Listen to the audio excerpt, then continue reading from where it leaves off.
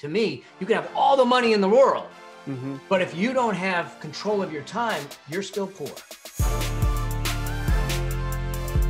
You know, there's a lot of different things I want to discuss with you. Obviously, you've had a pretty amazing journey that led you down this track record, that you kind of managed to prepare the way for you to study as much as you have, help countless peoples the way you have, the entrepreneurs and whatnot, you know, with the money concept, because let's face it, it's a deal breaker for business, right? Yeah. You can't grow a business without it. So no, people are figuring that out. Yeah. Yeah. Well, you know, one of your videos on YouTube, I clipped on, you know, in its simplest form, it's a simple question, but it's a very thought-provoking question because it doesn't actually take place that often, which is the importance of actually having a financial vision. Like, maybe we should actually run down that track record first. Like, so break down how someone can actually shape a financial vision to kind of help us out a little bit. So interesting. Here's the interesting thing. The genesis of the financial vision is actually a life vision, because too often we make it a math problem, and math is math and we can figure it out. But, you know, I tell people one of the core principles, one of the very first principles that we need to get a hold of as individuals and as business owners and entrepreneurs is our why before our how and how much. You know, so people will come to me and go, how do I build wealth? How do I do this, Mel? And I go, wait, 1 second. Yeah. Why do you want to do it? Yeah. Because when the going gets tough, when you reach a challenging problem, when your team, I've got a good friend of mine, and he talks about people are looking for a crusade. Yeah. They're looking for a fight to fight, whether it's an allied fight, whether it's an underdog fight, you know, whether it's a social injustice fight. They're looking for something to get behind. Yeah. And if we are simply going after the money for money's sake, one, we don't know when we get to the destination because they haven't really defined what success looks like. Or we get to that number and we go, well, now what? Exactly.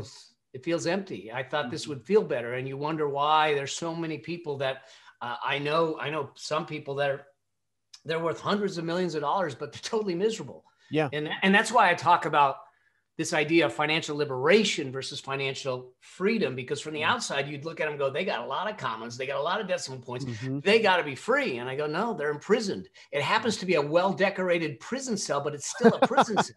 Yeah, very true. So the first thing I think is really to understand your why. You know, what is the lifestyle you're trying to create? And it doesn't matter. Here's another, I think, key distinction is it doesn't matter what that lifestyle is, assuming it's moral, legal, and ethical. It doesn't matter what that lifestyle is, but too often we define our lifestyle based on what we see to the right or left, what our neighbors are doing, what social media is doing, what the media is telling us to do, versus sitting back and saying, hey, I'm going to be perfectly happy in a tent in Montana. Yeah. And go, like, there's nothing wrong with tents in Montana. But, you know, that being said, is that lifestyle that you're trying to create, is that your lifestyle? Is that the thing that you're trying to define? Or is it something that's being defined by something outside of you, expectations and that? So first thing is define the lifestyle. Second, and in this, if you have a spouse, a significant other, you need to do this together. You need to have these hard conversations. Money conversations are difficult. They're challenging. It's taboo. You never talk about it. But that's the reason we have financial issues today is that we're not having conversations. And so you don't make this in a vacuum. If you're living your life with a partner, then you live your life with a partner and you have these conversations, say, what life do we want to create? And what does that look like? Then from there, we can reduce that to a price tag. What does that number look like? So now we have a emotionally compelling target that is connected to our vision that then allows us to come to a mathematical number where we can then apply wealth principles to achieve that number, versus what ends up happening is sometimes we just come up with an arbitrary number or not a number at all. And so we never know when the race is done. Not that it's ever done, but we just keep running. And this kind of came full circle for me. In 2009, I had a bad bike accident caused by a shoelace, a mountain bike accident. Oh my gosh. I flipped a bike coming down a hill on concrete. I was on a road and I came down, my head was knocked unconscious, grade 4 concussion. I couldn't speak very well. I was stuttering. I had no feeling on the right side. And a dear friend who had retired at 37 years old came over. I'm in a neck brace, and he takes me out we went to get pastrami sandwiches when I used to eat pastrami sandwiches. And he looked across the table at me and he said, "How much is enough?" And I go, "What do you mean?" He goes, "You were stressed. You were distracted. You were angry because of something that happened. You got on a bike. You didn't pay attention to your shoelaces." He said, "How much is enough?" Because until you answer that question, you'll keep running and you'll keep biking. You'll keep doing things. You'll keep being distracted. And I think that's the key. Then we can reduce it to a number to figure out what that is, what that enough is. At least we know what we're going towards. And now we can then put things in place to make that plan happen. Yeah. I mean, I think running is a lot more fun if you know where you're headed, right? Oh, yeah. Otherwise, it's just that you may as well be on a hamster wheel. Yeah. I call them treadmill entrepreneurs because they just figure, well, if I just run faster, it'll solve all my problems. If I just build bigger, if I just scale more. No, it scales your problems. It scales your stress. It scales all of that if you're not careful. Well, being an entrepreneur myself, I started my first business basically sleeping in a car, homeless and whatnot. And, I've overcome lots of various things along the way. But one of the things specifically that you're talking about, I think comes down to maturity. I think that's one of the reasons why what you're saying is so powerful, because most entrepreneurs simply don't know what they don't know. No, they don't. All they know is they're on the rat wheel. They're just doing it and doing it and doing it. They're not taking time to take stock. They're not taking time to take inventory. They're not taking time to talk to their spouse. I will tell you, just fully transparent and vulnerable, that I was looking at a larger live event center, because I own a live event center here in Raleigh that we do our events at. And I was looking at expanding it because obviously, COVID put some things on sale, and I'm like, well, I got some capital. Maybe I'll deploy it. And, and my wife looked at me, she goes, "I have a bad feeling about this." I'm like, well, that means I'm not doing it, because every single time I've gone against that bad feeling, every single time it's cost me an unnecessary $50,000 to $100,000 every single time. Yep. I like that smile. That means you may have been there before. I have. Yeah. Oh my goodness. Well, look, in talking about that, money's fickle, because it's either a tool or it's a weapon, right? Yeah. It seems like the more money you get, the more it just showcases who you already are as a person, as character. Yeah. Right. So that you got those parts and pieces. I think our ultimate goal was not to just give financial literacy and wisdom to entrepreneurs, but also help them have that holistic life, joy, contentment piece that you were just talking about. Yeah. So I look at things and I use the term affluence. Now, some people think, oh, affluence, you're talking about wealthy and this and that. I said, no. Affluence, to me, affluence is having a meaningful life. Mm-hmm. It's having an impactful life. Yeah. It's having a fruitful life, and it's having a peaceful life. Yeah. And I said, true affluence, 25% of it is fruitful, is about the money. The rest of it is about everything else. And to truly be affluent, there's 3 critical outcomes that I see. Is that one, they're living the affluent entrepreneur versus the treadmill entrepreneur is living a richer lifestyle. In other words, they get the experiences, the feelings, and the lifestyle that's meaningful, that is impactful. They then have a deeper impact. In other words, they're impacting those they serve for sure. But they understand that the impact is far greater than our customers, our clients, and the people that we serve. The impact is to those to the right or left of us, those that are in our arms that we care about, our loved ones. And then the third impact is it's who we become in the process. And you mentioned that it kind of makes us more. The money can actually be the magnifying glass of who we truly are. Yeah. Flaws and all. Yeah, for sure. Or it can be the accelerator of who we want to become. Ooh, that's good. And so we can manage that and do it that way. And then the third thing, so if we have a richer lifestyle, deeper impact, the third critical outcome for an affluent entrepreneur, I think, is to truly have complete freedom. Yeah. And when people think about freedom, they go, oh, well, it's financial. No. Actually, to me, you can have all the money in the world. Mm-hmm. But if you don't have control of your time, you're still poor.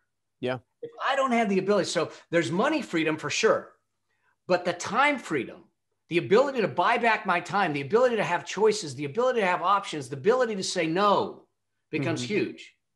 And then the third freedom in there is mind freedom.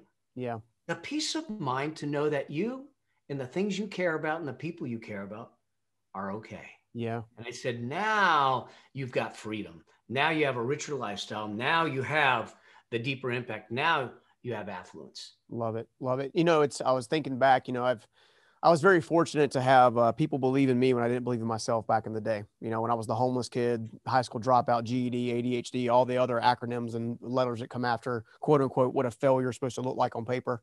And one of those guys was never the name of Steve Myrick. And a story I've shared here on the podcast before, just real briefly, was my father. He had a knee replacement, had contracted pneumonia, was in the hospital on a gurney with an oxygen mask on. So my father and I go in there, and he's laying there, of course, and my dad is doting over top of him because he was highly successful.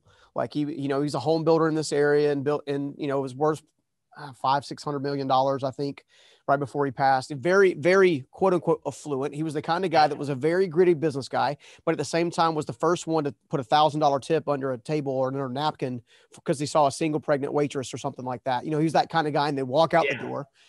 So he was ended up becoming my role model. But I'll never forget this for as long as I live. My dad is doting over top of him, talking about, you've done all these wonderful things. You've traveled all these different places. You've connected this and connected that and all this kind of stuff. It's just been amazing.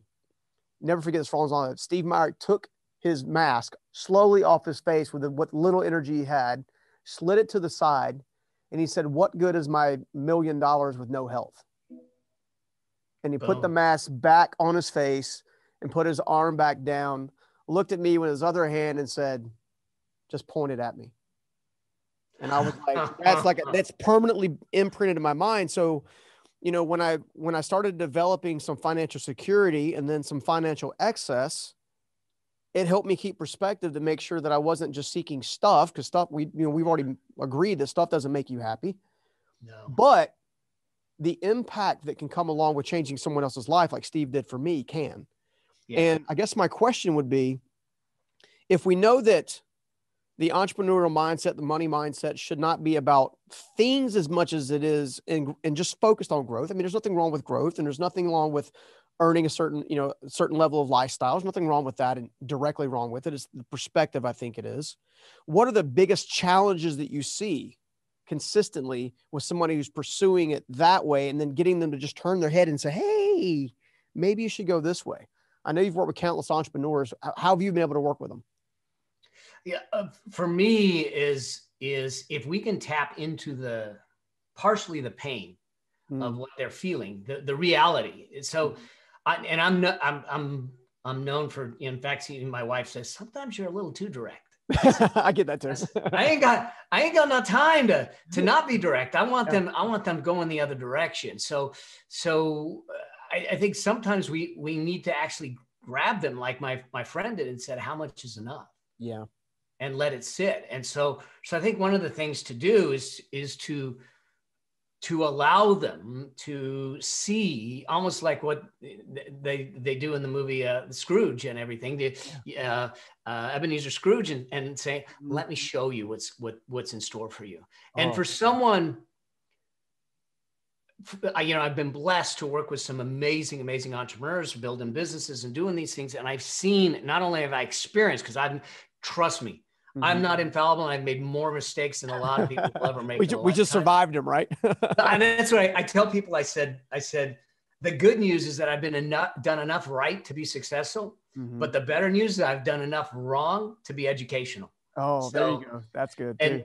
And so that the thing is that if we can shine the light on how their journey is currently going, then it becomes up to them to take it on, to look at it and compare it against their values, their desires, their vision, and say, yeah, this is not really what I want to do. Yeah. Now, there are those that just call a spade a spade. They want money for money's sake. Mm-hmm. They're not the people that I work with.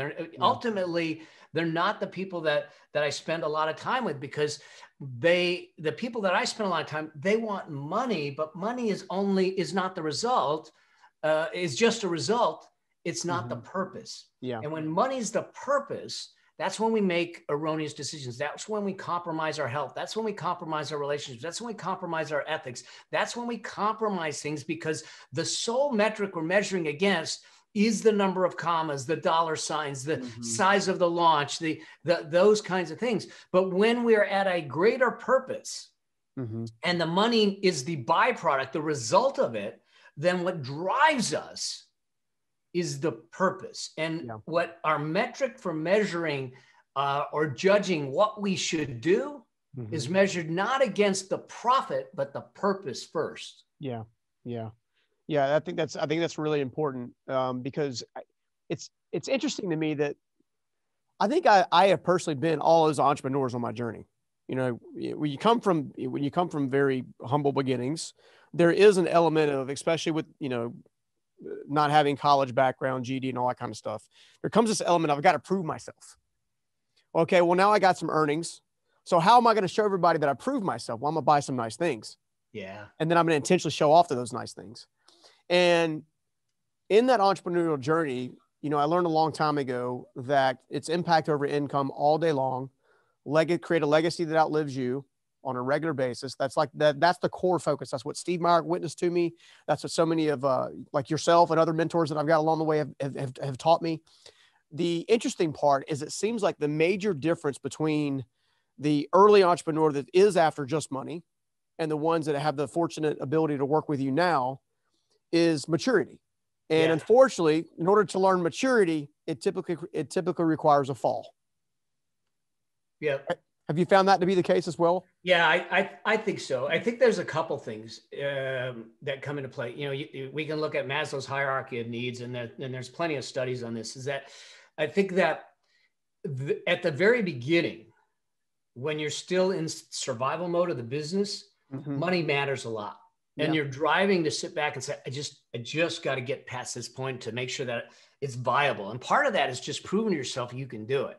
It's viable. I've got, but there comes a time where, I don't want to say money isn't important. It's not the primary driver, because and there's plenty of studies that show, once your fundamental needs are met, the level of happiness, the incremental increase to happiness doesn't go up as fast with additional income. So if that's the case, what gives the happiness a higher ratcheting? Well, it's fulfillment, it's meaning, it's impact, it's all these other things. I had a dear friend and client, and she called me up, and Allison J. Prince, and she called me up, and she says, "You're the only one that I think will understand this conversation." And I said, "Sure, what?" She said, "I hit all my numbers." I said, "Well, that's great." And she's doing really, really good. Yeah. And I said, she goes, "But now what?" "What do you mean now what?" She goes, "Do I just increase my numbers? Do I just put them up another echelon, another level?" And I go, "Oh, hold on a second." We went back to that question of why before how and how much. And what drives her is to give women the possibility of independence over time. And so what we did is we redesigned her business model like a Tom Shoes model. So every time she sold something, she would create a microloan for someone in a third world country, a woman in a third world country, so she could get a business, an independent type of business started up. So she sent me literally sent me a text probably a month ago. And it basically said, "Just finished my launch, blew the doors off, and I had average value, I don't know, it was like $1,000 plus." She says, "But there was $104,000 going to charity." Oh, that's amazing. "Do you know what that means?" She said, "That's more than 5,500 microloans and women given the possibility. My heart is just warm." Oh, man. And that's where we need to start to understand. we hear the media demonizes entrepreneurship. It demonizes wealth. It demonizes money. It demonizes all that. And I'm not, listen, there are bad people out there that do bad things with money. You mentioned that it's a tool. Money is nothing. It is ambiguous. It is a tool. It's how we wield that tool that matters to make a difference in people's lives, to have an impact, to reach out a hand and give people jobs, to allow us to change technology, to change the environment, to get behind movements, to get behind missions, to give families peace of mind that know that their generations are taken care of. It's a tool, but it's a valuable tool if we do it right. Yeah, absolutely. You know, it's funny. I was, when I started following you and digesting your content, learning from you so much, I was very interested to know that in many respects, a lot of the content focused on lifestyle or life mastery before financial mastery. How important is a life mastery approach to financial mastery? I think that I say that every business equation has lifestyle as part of the equation. It's one of the variables in the equation, and often we don't think about it. As you know, in June of 2019, I was diagnosed with cancer. I mean, the whole story is that I was doing great. I finished a multi six-figure launch. I was speaking on some of the biggest stages. I'm masterminding with billion-dollar CEOs, $100 million companies. I'm masterminding. I'm in Puerto Rico with some of the top entrepreneurs. We're flying back on a G5 together. I get off that plane in Orange County, California. And 2 weeks after getting off that plane thinking life is freaking good, I hear the words, "You've got cancer," and life gets turned on its head. Oh, man. And I think what ends up happening is that, people ask me, they ask, well, I guess you got your priorities straight. And I go, no. What it did is it wiped the slate clean, and you realized what the only priority is. And the only priority is life. Yeah. And when we hear that we only have a finite time here on earth, we hear that, but I think we discard it. We just let it go and everything. But when it smacks you in the face, you start to realize that mortality is real. You start to realize that what we have here needs to be meaningful. You start to realize that how we live life matters. And so I think that everything we do has this lifestyle piece to it that we need to take into consideration. So now when I'm asked to do something, when I'm asked to speak or do something, I take into consideration how much life I have to give up to do that. Because I know that we've been given a finite amount of slices of life. And so in order for me to do something like you and I having this conversation, I'm going to give out a slice of my life. You're going to give out a slice of your life. The listeners are giving out a slice of their life to listen to us, and they're never going to get that slice back. That means that it is my responsibility to make sure that if I'm going to say yes to something, that I can fully commit and give it everything I had. Otherwise, not only am I disregarding the slice of life that I'm giving, but I'm disrespecting the slice of life that you and the audience are giving. And in return, I expect the same. I think that's the thing that we need to look at when we start to look at making decisions. So I think that the short answer is that your lifestyle vision has everything to do with your financial vision. Yeah. Yeah. It's so good. I was thinking, as you were explaining that trading slice of life, in order for me to trade my slice of life, right, I have to know that I'm either offering value or causing value to be offered.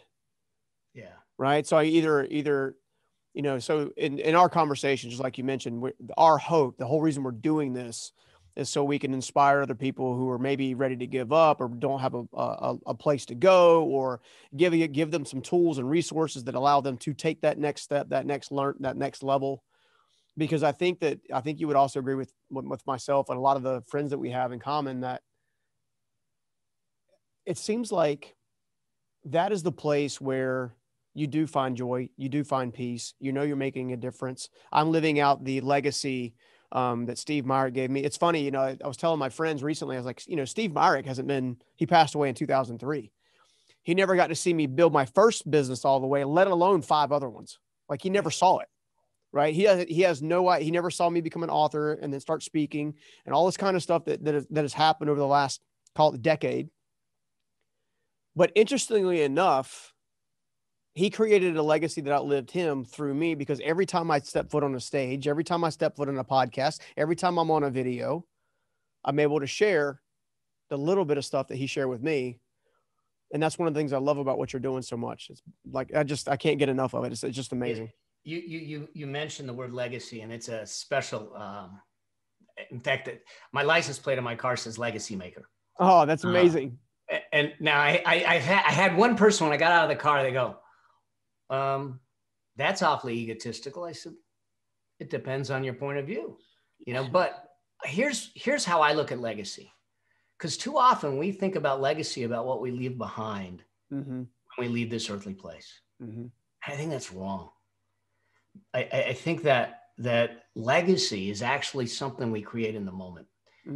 When we meet someone, when we interact with someone, we have a chance to create legacy, because if their life is changed, if their life is transformed, even with a smile, that's actually legacy. It's not some lofty statue somewhere in a park. It's not some big thing that, oh, wow, he or she did really well and now their name is on a building. No, it's the little things we do every day that make a difference in people's lives, and their lives are better for it. That's really what legacy is. And we get a chance to do it today and not just when we're dead. I feel like I should say he did that with a finger with you. Yeah. I felt like we should say a hallelujah to that one. That was awesome.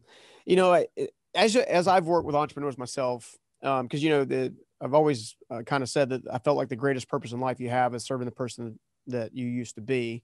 So, I mean, I've been that entrepreneur that was struggling and grinding and trying to figure it out, not really have a place. In fact, I got to a place of my first company, my top line was $15-ish million, I think it was at the time.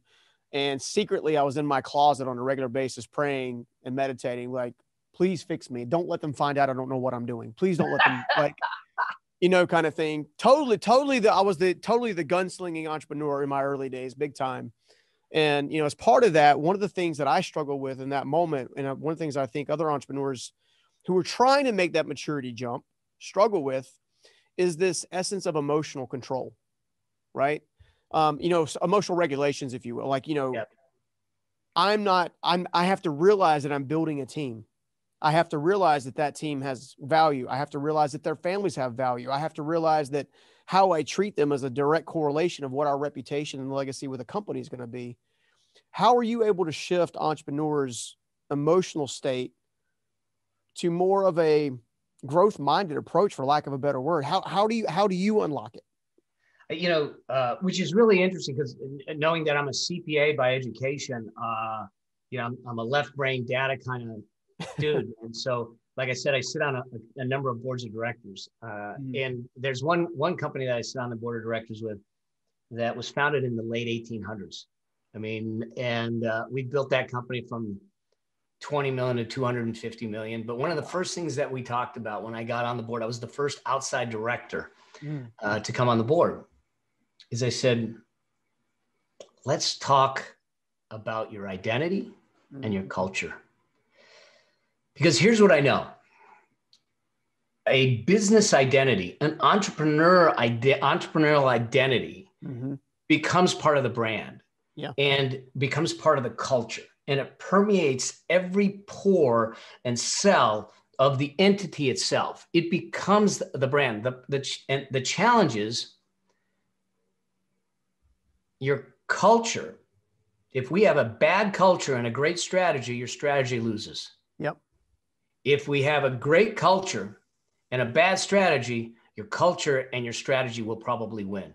That it'll supersede it. And so, you know, I want to spend the time knowing that I've got a group of people in an organization that are behind a culture, that are behind a crusade, that are behind a vision and mission that is emotionally compelling and connected to their values too. Mm-hmm. Because in those times, that's when in difficult times, they'll get behind you. For instance, a client of ours, one of the companies that I've worked with in the past is Cliff Bar and Gary Erickson. And Gary, and he talks about this in his book, Raising the Bar. They early on, he got offered $150 million to be bought out. And he was literally at the closing table. Wow. He was at the attorney's office in San Francisco, as I recall. It was San Francisco. And in the boardroom, he's sitting there with his partner going, now 150 million, they're splitting it 50-50. And he goes, give me a second. And he takes off, he goes downstairs, he walks around the block, he comes back in the room, he looks at the attorneys, looks at his attorneys, looks at the partner, and he says, I can't sign this.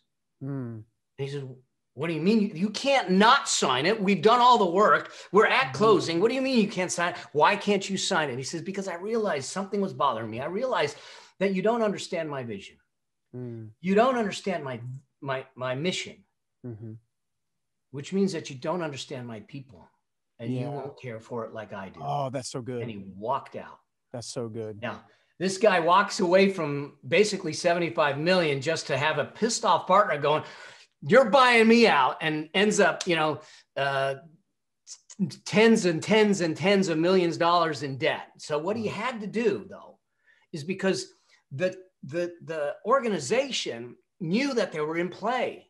And he had to go back to the team, to the people there and say, hey, I didn't do it. I didn't do it because of you. I didn't do it because you're one of the highest values that I have in our organization. And it would have been the wrong thing to do. Yeah. And they rallied. But now he says, but now we poked the bear. The big bear's coming after us and they're going to try to crush us. And I said, oh, no, they're not. Because now these people had something to fight for. Now these people had a culture that banded them together to move forward. And when an entrepreneur understands that, because people do not get behind the bottom line, they get behind the transformations that we create in the world. That's where the value is in what we do. Yeah. And that's what we need to do as entrepreneurs. That's what we need to start to understand as we build teams. That is so good, man. I'm getting tingles on that one. That's good stuff, man. Dude. Awesome. Look, I've got another little, I won't call it a pet peeve because I want to hear your perspective on it. I have a couple of my businesses are tied to real estate. Do pretty well. I do okay as a result. I have some quote unquote passive income. And I know one of your things is passive income. So share your perspective, dude. You can see the look on my face. Yeah, you just turned red. There ain't no such thing as passive income. Yeah. Here's the deal. You can call it passive income, but here's what I think. The problem with passive income is the psychological games that it plays in our mind, I believe. Is that too often we're chasing this figment called passive income because we think that once I get it and set it and forget it, it's passive, I'm good. And it's just going to produce the income. The problem that I know for a fact is that you have a relationship with money. You have a relationship with your income. You have a relationship with your wealth. Just like you have a relationship with your spouse, your team, and your friends. If I took a passive approach to any relationship, what's going to happen to that relationship? It's going to erode. Yeah. And so when I work with people, I said, we don't use the term passive income because that puts us in a place where we might forget about our income, forget about our wealth, forget about the money part of things because it's passive. And guess what? We are surprised when it forgets about us. Yeah. So what we really need to understand is what we're looking for. And it goes back to that whole thing about time freedom. What we're truly looking for is not passive income. We're looking for leveraged income where the relationship between your effort and input into it is far less than the output and the rewards coming out of it. So now we've leveraged our income. So now your real estate, now under the tax law, they'll call it passive income, but your real estate is a leveraged source of income that doesn't require you to have a one-on-one relationship with input and output. Yeah. If that makes sense. Yeah. So now what you've done is created a leveraged form of income, but that doesn't mean you're not checking the pulse on the patient. You're not letting it go. You're not neglecting it. You're not just forgetting about it and saying, oh, I'll just look at it years from now. Rather, you have a system, we have scorecards that we use, that we have a system to make sure that everything is going well. But what we're trying to do is create enough income in leveraged sources that gives us enough time back that it pays for our lifestyle. Yeah. And so it's really leveraged income we're looking for, not passive income. Yeah, no, that makes a lot more sense. I was like, why does he hate passive income? And then I started thinking about it. It's like, well, it's passive in it's kind of like evergreen. It does come in monthly, which is great. I've got the hard asset. The hard asset's paid for. I'm debt free. Yep. Those are good things. Okay, great. So business is debt free. I'm debt free. That's all great. But if I let any of those properties, including the live event center here, if I let any of those property go into dilapidated state, not only do I lose the value of the property, but I'll also lose the value of the rental income that comes from that if I'm not paying attention to it. So now it makes a whole lot more sense. Yeah. Yeah. And I look at asset-based like this real estate as what we call level 3 in the 5 incomes, the 5 incomes we talk about. So the first 2 levels of income are active, which is what most people start out at. You're running the miles. It's one-on-one. It's solopreneur. It's employee. You're putting one ounce of effort in to get 1 ounce of reward back. Yeah. Then from there, we step up to business income where we're starting to go one to many, and we're scaling, and we're no longer so much owner dependent, but we still are dependent at a level. So it's leveraged, but not fully leveraged, not totally. Then you have your asset, which is where real estate is. And then above that is residual. And then above that is portfolio. And so those are the 5 incomes. What I really want everyone to do at some point is I want more than 80% of your lifestyle, your vision lifestyle, to be paid for from the top 3 levels of income. Because that means, and this is what allowed me, okay, we'll go back to my cancer. Once I got diagnosed, I looked at things and said, my focus has to be on healing. Okay, things were up on a trajectory, things were moving, I was getting momentum, and we literally shut it down.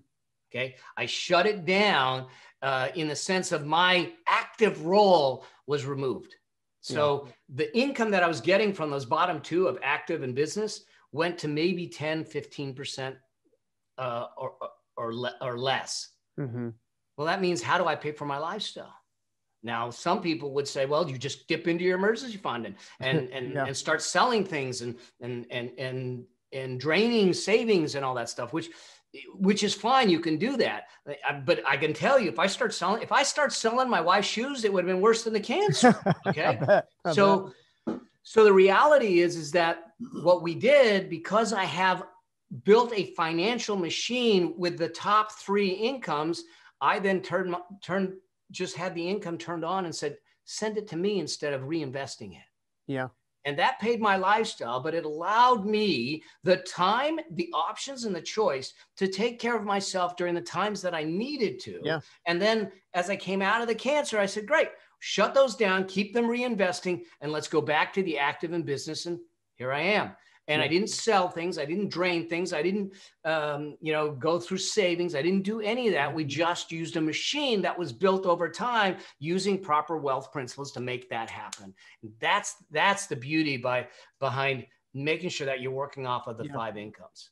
Yeah. And then, it's so good because, people don't understand that you use principles all day long, every day, whether you know it or not. Either they're principles that are building you a future, or they're principles that are stealing your future. They're one of the two, because inside of every principle is a promise. Yeah. You apply that principle and you get the equated value of the promise back, right? Yeah. So you've got those things going on.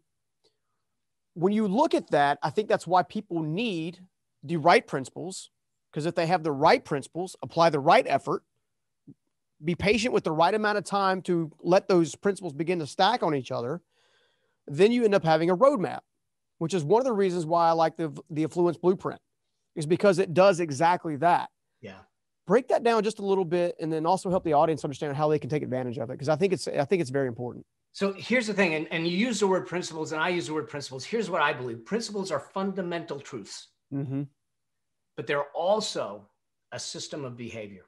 Yeah. A system of behavior. And I use that word specifically because most people that sit back and say, I have a money problem, I can look at them. I can truly look at them and go, yeah, you probably don't have a money problem. What you have is a behavior problem. Yeah. Because the money problem is a symptom of a behavior problem.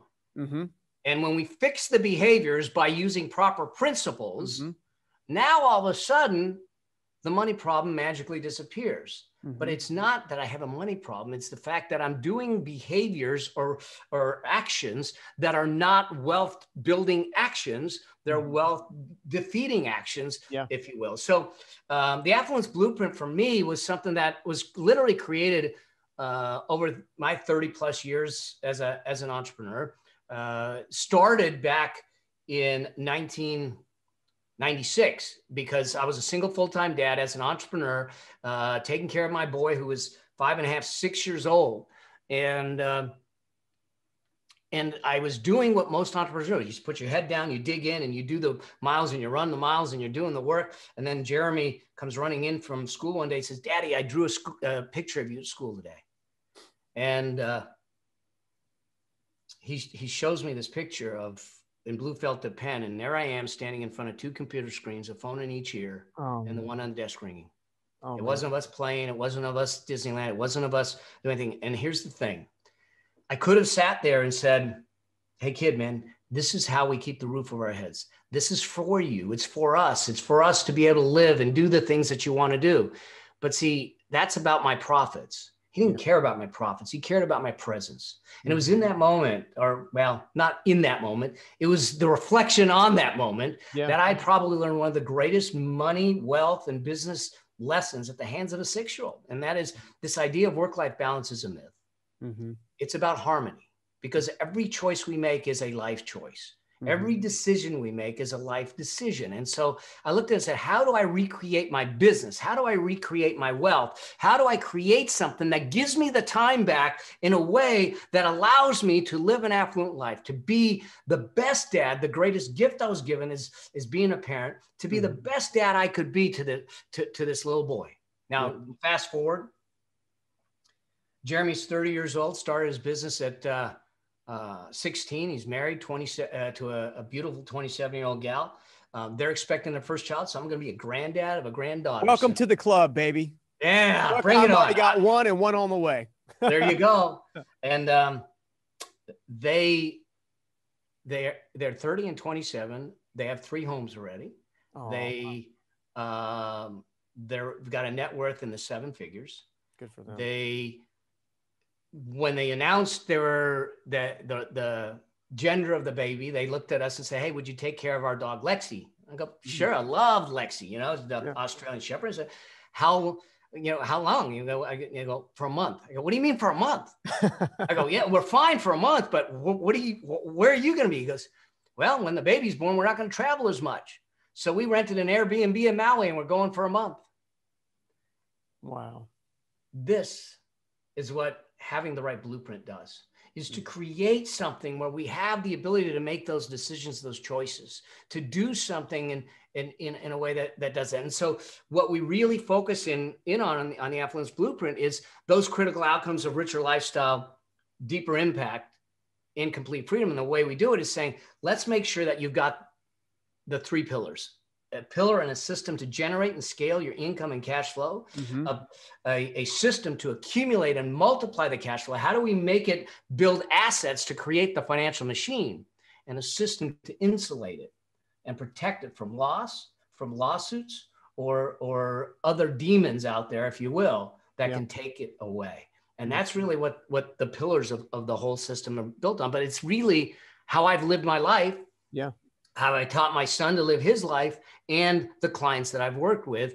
And it's worked. And so it's been put into a system primarily because my clients, some of my dear friends and clients that I've worked with, like James Wedmore and Rick Mulready, and some, they pushed me and said, you got to get this into other people's hands. You got to stop doing this one-on-one. You got to stop giving, you got to give this to more people because people need this. And with the cancer showing me the importance of having the machine was one thing, but with the pandemic, it showed me a whole nother vein. And with that I said, this is, so people said, you know, when I first got diagnosed with the cancer, it was like, why, how? And that's a dark place to be. And what I realized is that I was searching for the why in the cancer in the past. It's not there. The why for the cancer's in the future, and I get to define it. I get to give the value to the cancer, and the value of the cancer is that I get to help people understand what it means to be financially liberated, what it means to have peace of mind, what it means to build something. Yeah, it's simple. It may not be easy, but to build it in a way so they can live a life of affluence and freedom and liberation. And I believe truly that that's a birthright. We just got to. I totally agree with you. I think there are far too many people living in fear that, and they're only in fear because they weren't prepared, and they weren't prepared because they didn't know any better. And then you've got what my good friend Rory Vaden says is you have this opportunity to have mission-driven messengers, right? So a mission-driven messenger, to me, is nothing more than somebody who has learned a very valuable lesson, and that lesson should be shared with the world in such a way that it creates an impact that allows that person to find that same promise that was predicated by the mentor in the first place. Amen. Which is why I love your stuff, man. I love your stuff. Where can everybody learn more about you and learn more about the Affluence Blueprint? So you can find me on Instagram, Mel Abraham 9. No idea who the first 8 are, but we'll find them. My website's melabraham.com. You can find out about the Affluence Blueprint and stuff there. I have a Facebook group that's called the Affluent Entrepreneur Facebook group. But I'd love to hear from people. Listen, I truly believe that no matter where we are, we can all be financially independent. We can all take control. And we can all have an impact, and that's a birthright that we get. And if there's anything I can do to serve, to support, to make that happen, then I'm game. Let's do it. Let's do it, and I'll do it with you, man. We're gonna have some fun. So, well, I appreciate you taking some time out of your day and investing it here, like we talked about earlier. I really appreciate this. I think this was an important conversation that a lot of entrepreneurs and people that maybe aren't even entrepreneurs, maybe they're C-suite professionals or even blue collar, like whatever their background is. I think it's a conversation that everyone needs to hear, digest, and then, God willing, take some action on it. Right? Heck yeah. Because you know what? Everyone wins. That's right. Everyone wins. Well, dude, man, I've enjoyed it. I can't wait to do it again. I know you got to get back to your other daily activities. So I'll let you run, man. Thank you, my friend. So good to be here, and let me know how I can support you, my friend. Sounds good. All right. See you, buddy. Cheers. What can you say? That dude is an amazing individual. If you love that interview, I know you're going to love this one, so make sure you check it out. Equals is find people who are your level, who are rising up, who are equally passionate as you, who can challenge you, and you exchange ideas and you learn from them.